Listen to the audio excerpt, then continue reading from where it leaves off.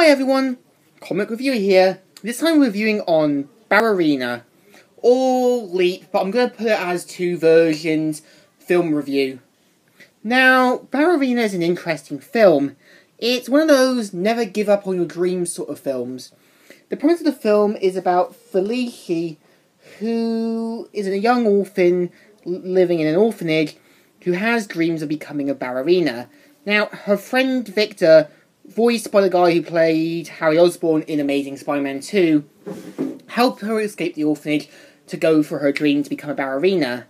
Now, at the same time Felicia meets Odette, who is meant to be a young and once talented ballerina, but due to an incident forced her to retire and now works for a person called Liggy Lee Hutt, who is shown to be rich, uncaring, inconsiderate, and pretty much stuck up, and treats Odette as if she's a slave. Now, at the same time, Felicia mainly uses Camille's, who is meant to be her mother's daughter, identity and pose as her, and the instructor questions about it, and Felicia's goal is to try and become a ballerina. Now, at the same time, Odette helps her and helps her to try and learn to become a better dancer. Now, what's interesting about the film is there's a lot of great voice talent. For example, you have Ellie Fannin, who played in the film Super 8 as Felicia. You also technically get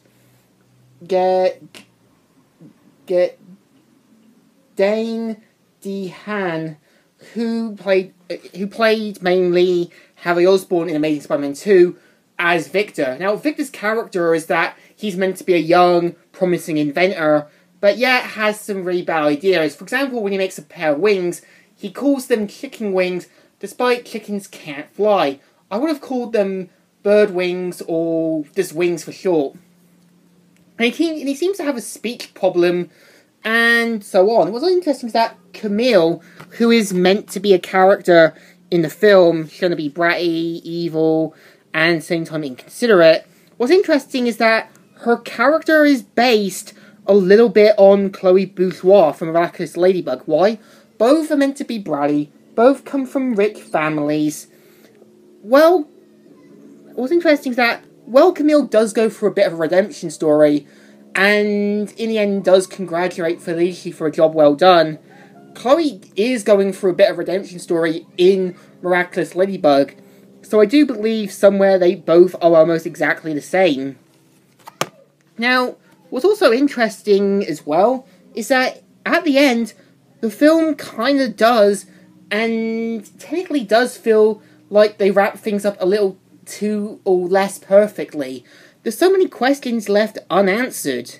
I'm hoping somewhere, if they do a sequel, hopefully it won't get the Alpha and Omega treatment. We could see that sequel and have some questions answered. Now, what's also interesting about the film Ballerina is that in the UK it aired during Christmas time, or shown in theatres. Again, I actually stumbled upon it on the internet at college during a trailer video. Now, what's also interesting that in the American version, it's called Leap for some reason. Characters like the American voice actors for the main release in Canada and Britain were changed to somewhat having Mel Brooks, Kate McCannon, and Nat Wolff.